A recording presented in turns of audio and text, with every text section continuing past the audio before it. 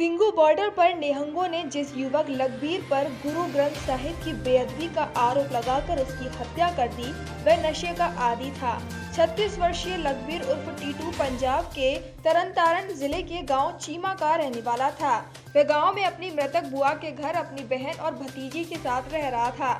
उसकी नशे की आदत से परेशान होकर ही 5 साल पहले पत्नी भी 3 बेटियों को लेकर उसे छोड़कर मायके चली गई थी। फिलहाल मृतक के गांव चीमा पुलिस पहुंच चुकी है और पूछताछ में जुटी हुई है।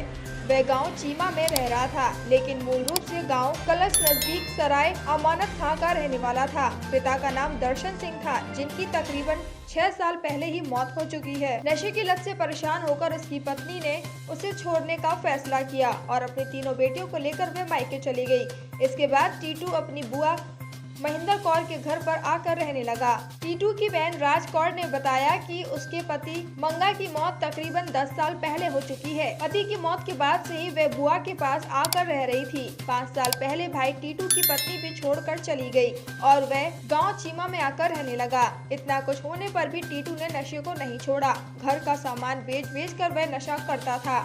गांव में उसके नशे की आदत के कारण किसी ने उसे नौकरी नहीं दी। मृतक टीटू पहले हवेलिया गांव में जाकर चारा डालने का काम करता था। मृतक की बहन राजकौर ने जानकारी दी कि गांव चीमा में आने के बाद वह निहंगों के साथ उठता बैठता था। वह 13 अक्टूबर को मंडी जाने की बात कहकर घर से निकला था। उसे शक है कि कोई उसे पैसों का लालच देकर या बहकावे से दिल्ली साथ लेकर गया है।